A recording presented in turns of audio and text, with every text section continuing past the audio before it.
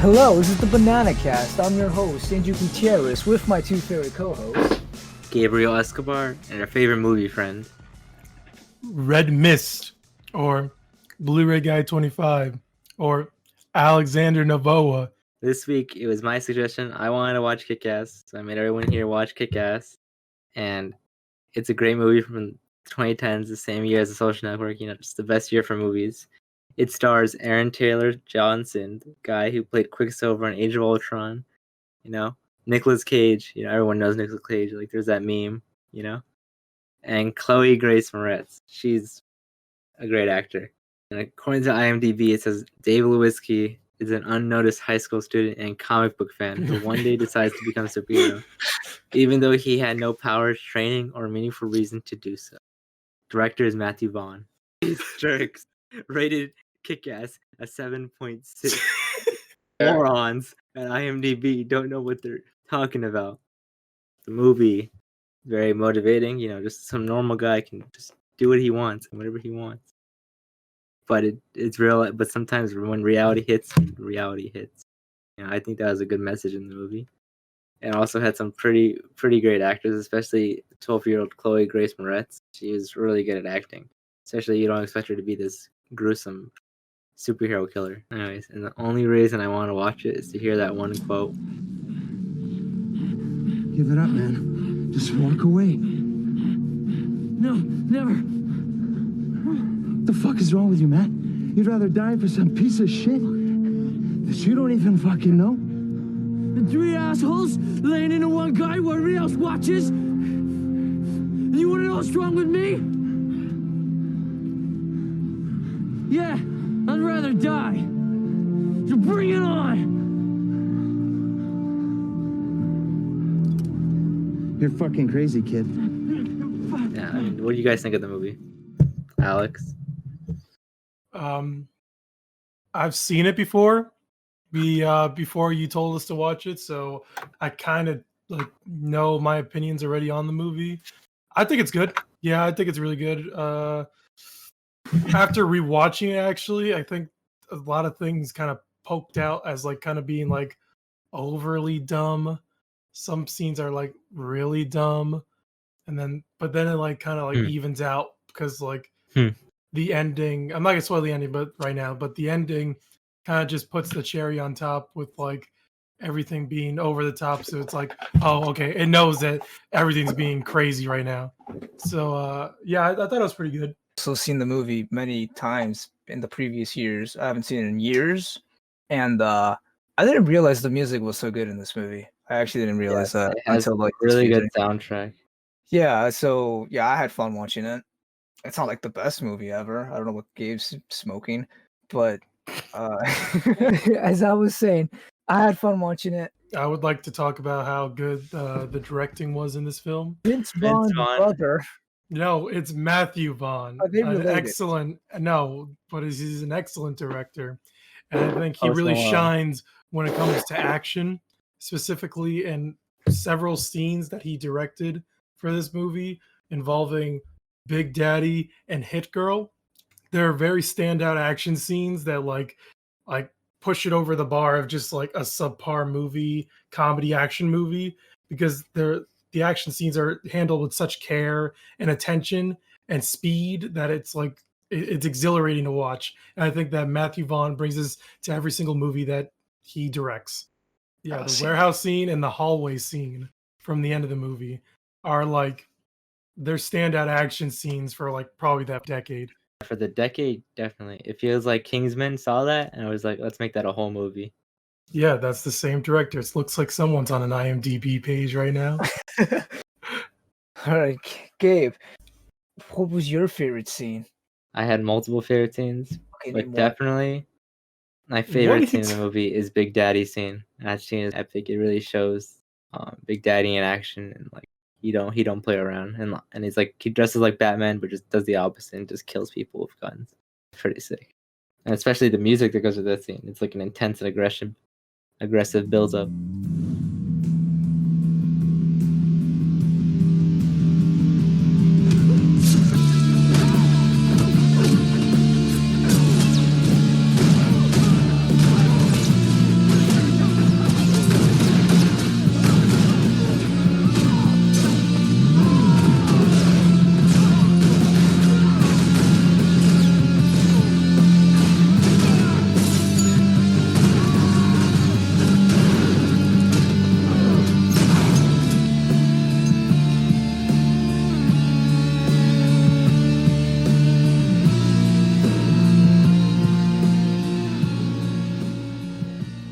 Oh, John Murphy. He did a couple good soundtracks. The music that was playing in that the warehouse scene was the same music from 28 Weeks Later. Really? Yeah, it's the same exact music. Look it up. Any scene from the beginning of that movie is the same music that plays in the warehouse. And the scene. Are we going to spoilers right now? Can we go into spoilers? Are we spoiling? Okay. And the scene where Big Daddy dies, that music was from the movie Sunshine. That is just saw a bunch of movies. No. What? Well, no, it's the same composer from those movies. He just reused his soundtracks from other movies for this movie. Oh, you didn't tell me that. Well, he's telling us right now. That's cool. So I loved the music in this scene, especially with the fight scenes, especially Hit Girl. They play like different kind of like little kid music, but like it wasn't little kid music. You know, like when she first got introduced, it was like this. Eeny, meeny, miny, mo.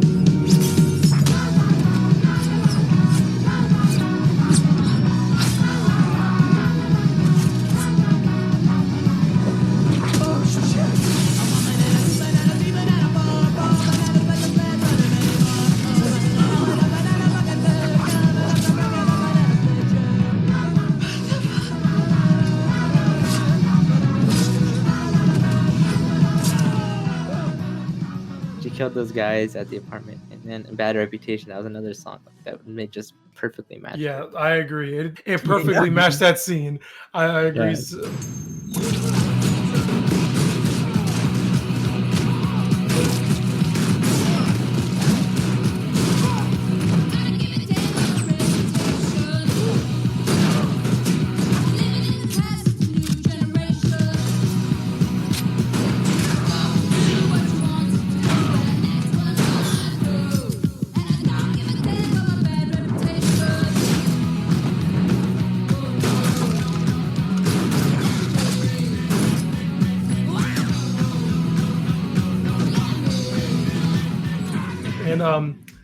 What was it? All right.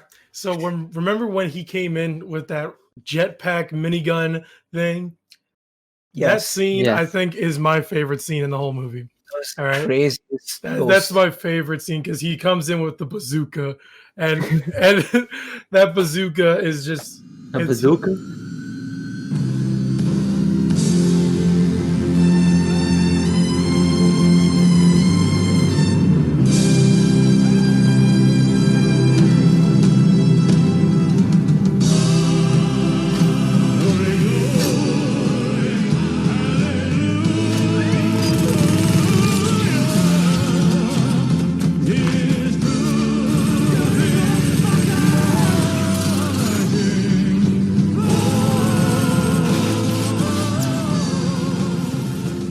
That was a good scene. Like at some parts, this movie can be realistic in a way, but then that scene happens. He just comes out of like what is that? Like a 50-story building. He just comes out of the air in a jetpack, learning it in a couple hours. 5 minutes. 5 minutes. They introduced Red Mist with the car scene, and they played din din din. I remember when.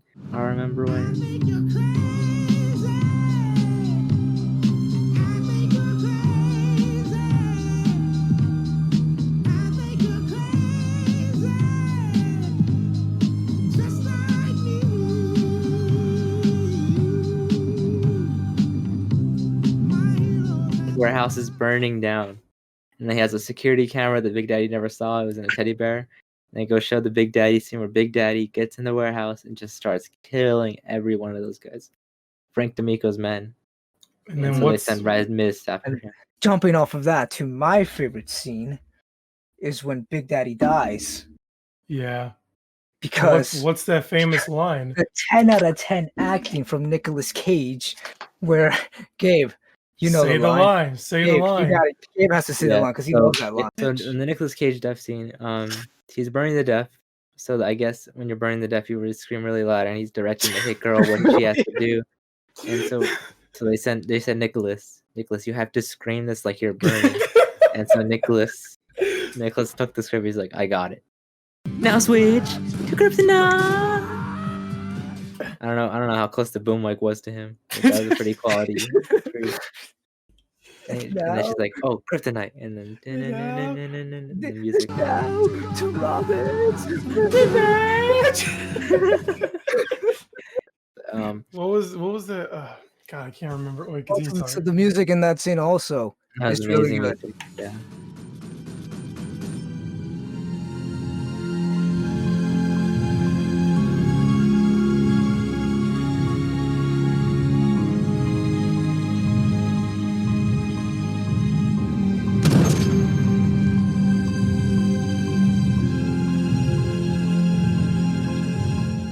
My favorite line from that scene was "Get down, Joe." that took me that long to remember. I'm gonna edit that. I'm gonna cut everything out before that and just edit that in. No, just leave it where it is. I remember now. Get down, Joe. All right, Gabe. Since this is like your favorite movie of all time, 10 out of 10 all the way for you apparently. What would you rate this movie? Solid 8.5 out of 10. Oh my god. This is the highest he's ever gone. Every other movie he's rated was a 6. Well, I chose The Social Network, and I didn't give it that great of a rating. You gave it a 7. I gave it a higher rating than you did. Wait, I actually take it back then, because Kick-Ass is an 8 out of 10. All right, Alex, what about you? I give it a 4 out of 10. Wow. Okay, any reason why? I wasn't laughing. I Yes, was you mostly laughed the whole crying. time. Yes, I was mostly crying. Especially you laughed, especially when Big Daddy, quick, hit girl, back to headquarters. Oh, man. I forgot about that scene. Just put on your website that you're on vacation. We'll find you. Hit girl, back to headquarters. Oh man, that was so good. His overacting. Quick, hit girl. Back to to the headquarters. Back to headquarters. Yeah, 7 out of 10. Leaning towards an 8 than a 6. Yeah, I give this movie a 7 out of 10. Why? What's wrong with it? Here's the reason I give it a 7 out of 10. Because the second Nicolas Cage character is gone. Big Daddy's dead. Whatever his real name is dead. It's just something's missing from the movie for me. Like Yeah. I just want him to be on screen. Oh my god, his overacting is like it's perfect for this movie. The way I feel, but with Jim Carrey in the second one. So next week is a special episode because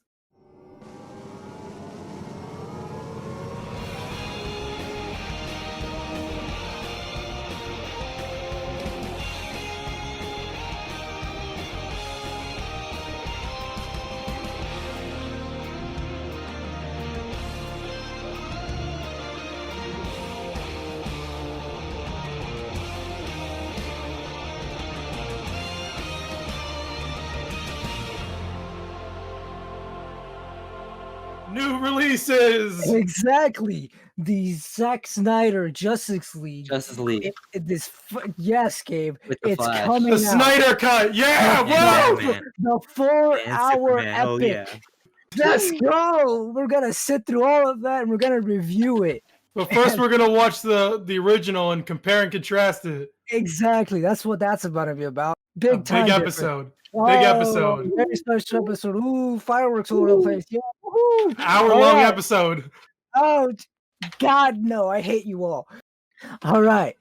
I'm Gabe Escobar. This has been my podcast featuring Featuring Red Mist or Blu-ray Guy 25 or Alex.